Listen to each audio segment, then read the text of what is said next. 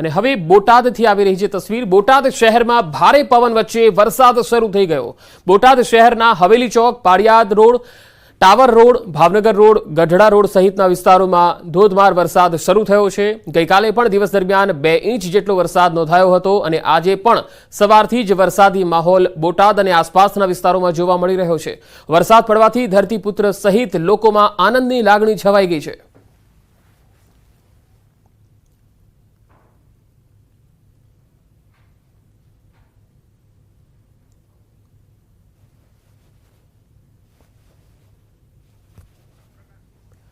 તો બોટાદના બરવાડા પંથકમાં પણ સતત વરસાદ છે। સંવાદદાતા બોટાદથી પ્રકાશ અમારી સાથે જોડાયા છે। પ્રકાશ, બોટાદમાં સૌથી વધારે વરસાદ કયા વિસ્તારમાં પડી રહ્યો છે અને ખેડૂતો માટે આ વરસાદ કેટલો મહત્વનો છે? જી પંકજ, જે પ્રમાણે છેલ્લા ઘણા સમયથી ખેડૂતો છે વરસાદની રાહ જોઈ રહ્યા હતા, ત્યારે છેલ્લા 3 દિવસથી સતત બોટાદ શહેર અને જિલ્લાના સમગ્ર વિસ્તારમાં સારો વરસાદ વરી રહ્યો છે। ખાસ કરીને બોટાદ શહેરની જો વાત કરવામાં આવે તો બોટાદ શહેરમાં ગઈકાલે પણ 2 ઇંચ વરસાદ પડ્યો તો આજે પણ 2 ઇંચ જેટલો વરસાદ પડ્યો છે, જેના કારણે કંઈક ને કંઈક સમગ્ર જિલ્લામાં જે પ્રમાણે વરસાદ પડી રહ્યો છે તેને લઈ ખેડૂતોમાં એક ખૂબ જ આનંદ જોવા મળી રહ્યો છે। કારણ કે ખેડૂતોને વરસાદની તાતી જરૂરત હતી અને તેવા સમયે જ વરસાદ આવતા હાલ તો અત્યારે ખેડૂતોમાં ખુશખુશાલ જોવા મળી રહ્યા છે।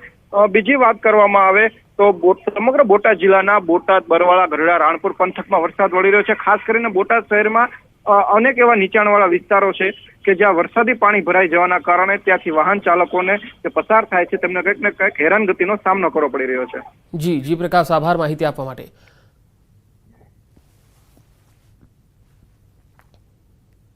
તો બોટાદમાં જોયા બાદ હવે વાત કરીશું અમરેલીની। અમરેલીમાં પણ વિવિધ વિસ્તારોમાં વરસાદ પડી રહ્યો છે। અમરેલીના બાબરામાં 2 દિવસના વિરામ બાદ ફરી વરસાદ શરૂ થઈ ગયો। સવારથી જ ભારે બફારા બાદ મેઘરાજાનું આગમન થયું છે। પવન સાથે વરસાદથી વાતાવરણમાં ઠંડક ફેલાઈ ગઈ। નીલવડા, સુકવડા, આંબલીધાર અને ગલકોટડી જેવા વિસ્તારોમાં વરસાદ પડ્યો। આ વાવણી લાયક વરસાદ છે, તેના કારણે ખેડૂતોમાં પણ ખુશીની લહેર છવાઈ ગઈ છે।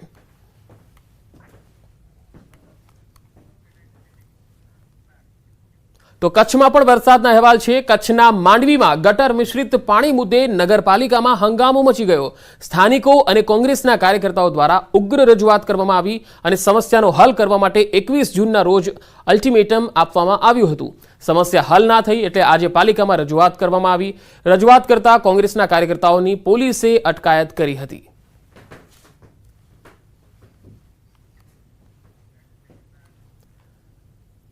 સુરેન્દ્રનગરના લીંબડી સહિત તાલુકાના વાતાવરણમાં પલટો આવ્યો છે। લીંબડી શહેરના વિસ્તારોમાં અસહ્ય ઉકળાટ બાદ પવન સાથે વરસાદ શરૂ થઈ ગયો, જેમાં ગ્રામીણ વિસ્તારો જેવા કે બોડિયા, સૌકા, ઉઘલ સહિતના ગામોમાં પણ વરસાદ શરૂ થઈ ગયો છે।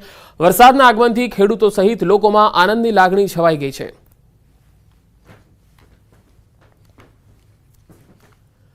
તો સુરેન્દ્રનગરના શહેરી વિસ્તારમાં મેઘરાજાનું આગમન થયું છે। સવારથી જ વાદળછાયા વાતાવરણ બાદ શહેરમાં વરસાદ પડી રહ્યો છે। જોરાવરનગર, રતનપર સહિતના વિસ્તારોમાં વરસાદ પડ્યો। કપાસ, મગફળી સહિતના પાકને નવજીવન મળશે। સુરેન્દ્રનગર, લીંબડી અને અન્ય જે વિસ્તારો છે ચોટીલા પંથકમાં પણ વરસાદના અહેવાલ છે।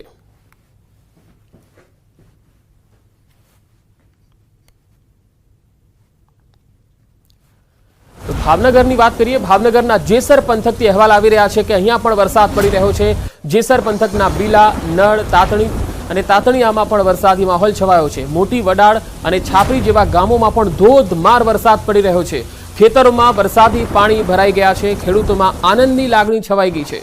ભાવનગરના ગ્રામ્ય પંથકમાં જબરજસ્ત વરસાદના અહેવાલ છે। ખેતરોમાં વરસાદી પાણી ભરાઈ ગયા છે। જોઈ શકાય છે કે ખેતર વરસાદી પાણીથી તરબોળ બની ગયા છે।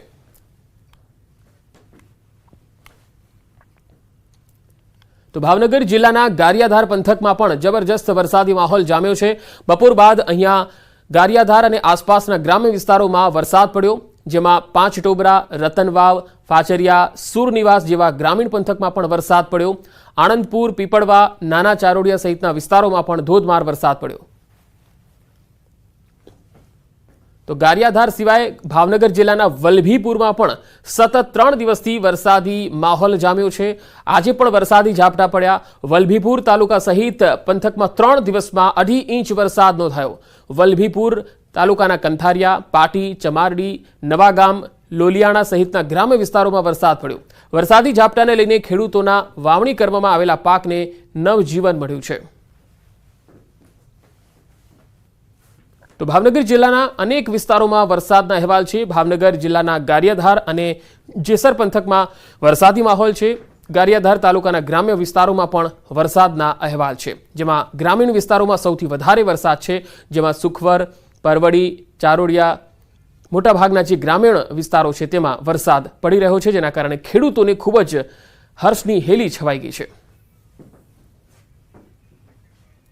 તો ભાવનગરથી વધુ માહિતી મેળવીશું. સંવાદદાતા નીતિન ગોહિલ જોડાયા છે. નીતિન, ભાવનગરમાં સૌથી વધુ કયા વિસ્તારમાં વરસાદ આજે જોવા મળ્યો છે અને ખેડૂતોના કયા કયા પાકોને ફાયદો થશે? ચોક્કસ વાત કરીએ તો ભાવનગરના પંથકમાં છેલ્લા એક હપ્તાથી એટલે કે એક અઠવાડિયાથી બપોર પછીના જે સમયનો ગાળો હોય છે ત્યારે વરસાદી વાતાવરણ છે તે બંધાતું હોય છે. ત્યારે હાલ આજે પણ શહેર સહિત જિલ્લાના જે ગામો છે, ખાસ કરીને વાત કરીએ તો ગારિયાધાર છે, જેસર છે અને બીજી તરફની વાત કરીએ તો વલભીપુર છે, ત્યાં તમામે તમામ જે તાલુકાઓ છે તેના આસપાસના જે ગામો છે તે સારા પ્રમાણમાં વરસાદ છે તે જોવા મળ્યો છે. એટલે ચોક્કસ પ્રકારે કહી શકાય કે ખેડૂતોએ આ વખતે જે પોતે વાવણી શરૂ કરી હતી તે વાવણીને લઈ અને પોતાના પાક છે તે અંગેની સારી આશા છે તે બંધાઈ રહી છે આવનાર સમય માટે. જી નીતિન, આભાર માહિતી આપવા માટે.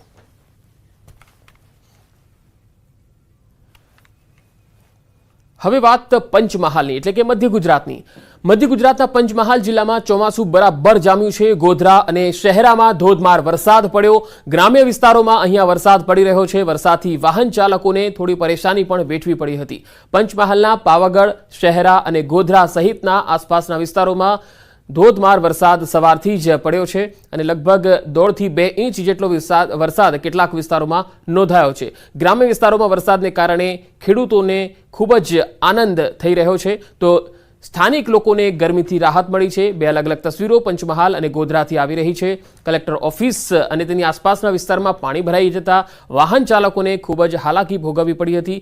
ગોધરાથી આ તસવીર આવી રહી છે, જેમાં જોઈ શકાય છે કે વરસાદી પાણીના કારણે રોડ પર જળ મગ્ન થઈ ગયા હોય એ પ્રકારના દ્રશ્યો જોવા મળ્યા.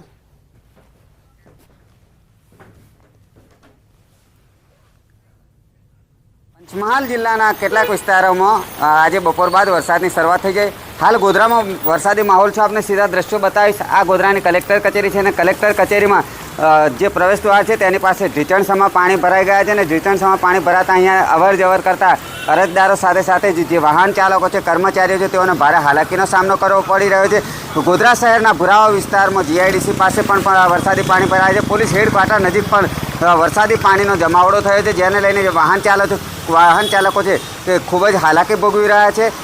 પંચમહાલ જિલ્લાની વાત કરવામાં આવે તો છેલ્લા 2 દિવસથી ધીમે ધીમે વરસાદી માહોલ જામ્યો છે, જેને લઈને ખેડૂતોમાં પણ ખુશીનો માહોલ જોવા મળી રહ્યો છે. આજે બપોર બાદ જે વરસાદ વરસ્યો છે તે ધમાકેદાર એન્ટ્રી થઈ છે. ગોધરામાં ગઈકાલે સામાન્ય વરસાદ થયો હતો અને છેલ્લા કેટલાક દિવસથી ગોધરામાં વરસાદ નહીં વરસતા ખેડૂતો ચિંતિત હતા, પરંતુ આજે જે વરસાદની શરૂઆત થઈ છે તેથી ખેડૂતોને પણ એક ખેતીલાયક વરસાદ થવાની આશાઓ બંધાયેલી જોવા મળી રહી છે. રાજેશ જોશી, ન્યૂઝ 18 ગુજરાતી, ગોધરા, પંચમહાલ. તો ગોધરામાં ધોધમાર વરસાદથી ઠેર ઠેર પાણી જ પાણી જોવા મળ્યું. સરકારી કચેરીઓમાં પાણી ભરાયા. વરસાદી પાણી કલેક્ટર ઓફિસના પરિસરમાં ભરાયા.